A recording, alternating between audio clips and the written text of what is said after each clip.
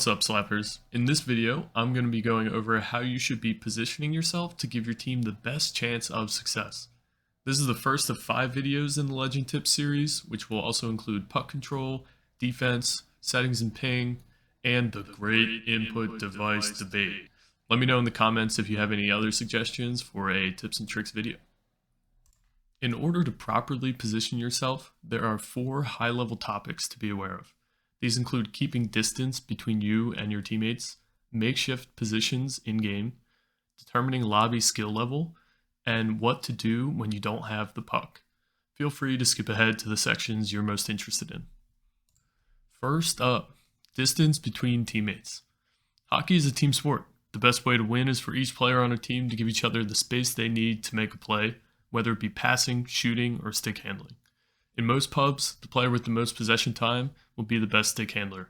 If that's you, focus on not turning the puck over and passing when your teammates are open. If that isn't you, give the stick handler some space and get open for a pass. If you're new and you see a lot of clustering, like the teammates in this clip, stay back on defense and wait for the puck to pop out to take advantage of the space. In cases like these, your new teammates may not go up for a pass, and you'll have to try your best to either long shot or stick handle your way to the net. Positions. In-game positions are part of a structure that the competitive scene of Slapshot came up with years ago for 3v3. These include the 1, the 2, and the 3. Keep in mind I'm talking about the default, but many teams are flexible in how they approach their positions. One concept that stays consistent is that the 3 positions form a triangle almost all of the time. The 1 is typically farthest up on defense, which means they are pressuring the opposing 3. They are also most likely to be behind the opposing net on offense. The 2 plays equally far up the ice on offense when looking for a pass, but on defense is typically behind the 1 to cut off passes or pressure the opposing 3 if they get by your 1. The 3 is your team's controller.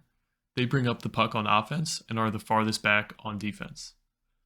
If you plan on playing in a competitive league, it's best to pick and focus on improving in one position. However, if you want to rank up in public matches, try to be as flexible as possible and fill empty roles. The gameplay playing in the background is an example of the start of an offensive drive in the Pro League of SPL. Notice how the 3s bring up the puck and the 1 and 2 are in a winger's position in order to create the most space to receive a pass. In the same clip, take a look at the positions on defense. The 1 is applying pressure to the opposing 3, and the 2 is backing them up while covering a passing option. The 3 is in the space between the goal and the opposing player so that they can cover shots as well as passes. So the first group of players, the first tier that I want to talk about are new players. I'm talking about how you can recognize them as a new player yourself, but that should be pretty easy. If they play like you, if they don't quite know how to stick handle yet, they're not shooting or passing accurately, and they tend to cluster up a lot, that's how you can recognize that they're new. Another clear indicator is if everyone is wearing the default fit. If you're wearing the default fit, which is what this is, there's a good chance that they're new. Some upper level players, like Raminator, shout out Raminator, like to wear the default fit, so don't be fooled, but you'll know within the first 2 seconds of the game if they are new or not as soon as they start moving around the ice. So what do you want to do if you're a new player yourself playing with other new players? It's going to be a bit chaotic.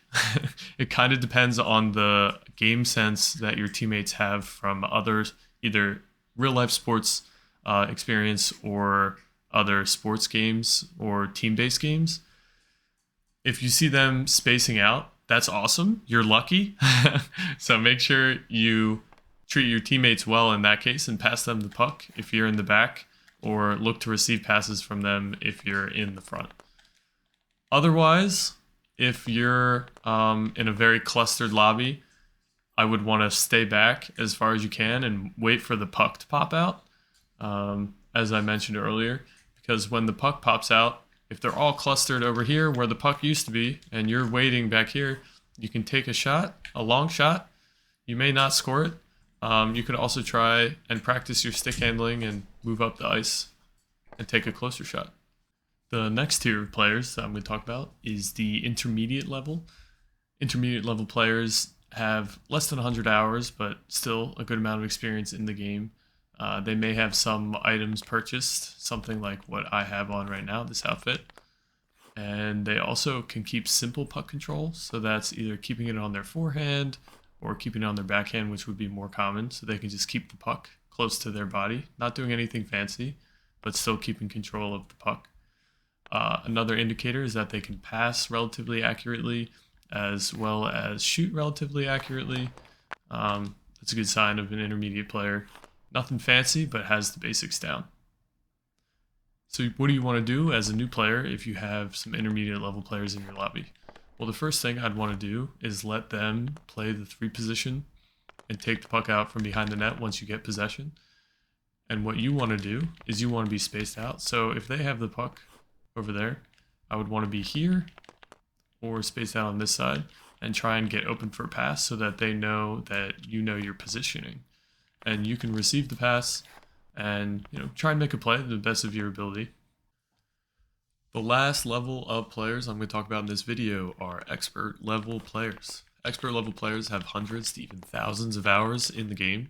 They also have advanced puck handling or stick handling. You can see that if you watch them pretty closely. They're going to always be moving their stick. They're going to be bumping players away. It's going to be hard to take the puck from them. So what do you want to do as a new player if you happen to get into a lobby with these guys? What I would first recommend is just try and learn from them. You don't have to type in chat to them if you don't want to, but if you just watch how they play and how they position themselves, you can probably learn a thing or two. A lot of them are pretty friendly as well, so feel free to ask them questions. Another thing to do is be in the right position. Everything I've talked about in this video, that'll inspire confidence in you as a teammate to them as an expert level player. So just try and be open in space and don't be getting in their face or getting really close just because you're not touching the puck. Hopefully, as an expert level player, they will want to pass you the puck because they want more players to play the game, just like you want to learn to play the game. And lastly, just try your best, have fun. Ideally, in a perfect world, as a new player, you wouldn't be put in matches with them, but it's bound to happen when the player base is smaller or the queues are not as full at the time that you're playing. What to do without the puck? There are plenty of ways to affect the game without being in control of the puck yourself. This section goes over a few of those methods. First tip, bump the goalie. The clip playing in the background is a great example of how you can affect the play without actually being in possession of the puck. If you pay attention to Blue, he is on the Plymouth Plague and he is playing 1.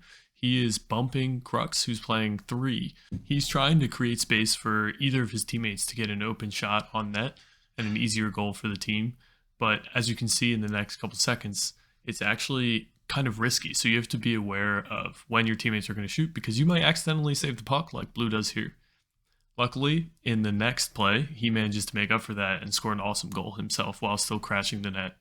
Kyler shooting, goes off Blue, scores. Oh, he caught it midair. How about that? Somebody put that on the TikTok. Insanity ensues on the ice. Last couple of rapid fire tips on what to do when you don't have the puck. 1, something not to do. Don't grief the puck handler. Another thing, keep moving. Always stay moving. Make sure that the defender can't just stand still to mark you. And keep bumping that defender to try and get open for a pass. In a 2v1, you have 2 options. You can either stay open to receive an open net pass from your teammate who has the puck, or bump the goalie like Blue did to give your teammate an open shot. Last, mix it up. So stay wide for a pass, bump the first defender for your 3, go all the way up the ice to cherry pick. Always keep your defenders on their toes. Thank you all so much for watching this first video in the Tips and Tricks series, and keep a lookout for the other Tips and Tricks videos that will be coming out soon.